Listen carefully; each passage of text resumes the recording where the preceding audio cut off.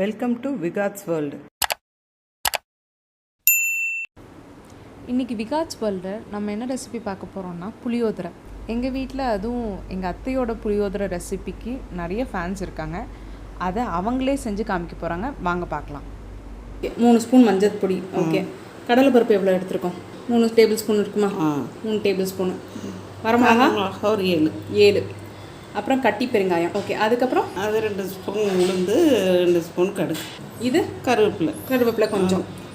அப்புறம் புளி வந்து ஒரு 3 எலுமிச்சம்பழம் அளவுக்கு இருக்கும். ஓகே, இப்போ அதில் நம்ம என்ன சேர்க்க போகிறோம்? ஃபஸ்ட்டு உப்பு ஒரு கையளவுக்கு. இதில் நம்ம வந்து சாதத்துலேயும் சேர்த்து வடிக்கணுமா? உப்பு சாதத்துலேயும் சேர்த்து வடித்தா நல்லா டேஸ்ட்டாக இருக்கும் சாதம். வெந்தயம் எவ்வளோ ஸ்பூன் இதில் போடலாம்? அது ஒரு 2 ஸ்பூன். கடாயை அடுப்பில் வச்சாச்சு. ஃபஸ்ட்டு என்ன பண்ணணும்? எப்படி வச்சுருக்கோம்? ஸ்லிம்மில் வச்சுருக்கோம். சரி, ஃபைன். இதை வறுத்துக்கிறோமா? கருக விடாமல் வறுக்கணும். இந்த அளவுக்கு வறுத்து தனியாக எடுத்து வச்சுக்கணுமா? அப்போ சரி, ஓகே. 2 spoon oil ஊற்றிருக்கோம். இப்போ நல்லெண்ணெய் தான் ஊற்றணும். பெருங்காயத்தை இப்போ போட்டுறோம். இதே ஃப்ளேவர் நம்மளுக்கு இந்த தூள் பெருங்காயம் அவ்வளவு வாசம் வராது. நல்லா வாசம் வந்துடணும், நல்லா சிவக்கணும். வறுத்து வச்ச வெந்தயத்தையும் பெருங்காயத்தையும் சேர்த்து மிக்சியில் பொடி பண்ணி எடுத்து வச்சுக்க போகிறோம். இன்னும் கொஞ்சம் ஆயில் விட்டுக்கணும். ஆமாம், புளியோதரை கொஞ்சம் நிறைய ஆயில் இருந்தால் தான் கொஞ்சம் அப்படியே ஒட்டாமல் இருக்கும் சாப்பாட்டுக்கு. கடுகும் உளுந்தையும் இப்போ போட்டு கடலைப்பருப்பு போட்டு அடுத்து வரமிளகா. இதில் அந்த விதையெல்லாம் இல்லை, விதை எடுத்துடணும். போகலாம் எங்கேயாவது இடத்துல போகிறோம் அப்படின்னா இந்த மாதிரி சாதம் கட்டி தானே எடுத்துகிட்டு போகிறது. கருவேப்பிலையை போட்டுக்கிறோம். இப்போ எப்படி போவீங்க ஊருக்கு கட்டிட்டு போகிறதுனா? பஸ்ஸில் போனாலும் எடுத்துகிட்டு போகிறது. மாட்டு வண்டி, நாங்கள் சின்ன பிள்ளையாக இருக்கும் போதெல்லாம் மாட்டு வண்டி வேணும் தானே. மஞ்சத்தூள். மஞ்சப்பொடி போடுறப்ப அடுப்பை ஆஃப் பண்ணிடுங்க. ஆஃப் பண்ணிட்டீங்க. மஞ்சப்பொடி இல்லைன்னா கருகி போயிடும்னா? ஆமாம். ஓ, நல்லா புளி இதாகிடுச்சு. அந்த தண்ணியை மட்டும் ஊற்றுறீங்களா?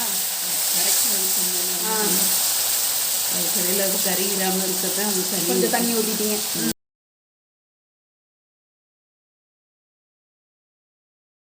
இந்த ரெசிபி ரொம்ப நாளாக கேட்கணும்னு வச்சுருந்தேன். 5 வருஷம் ஆச்சு கேட்குறது.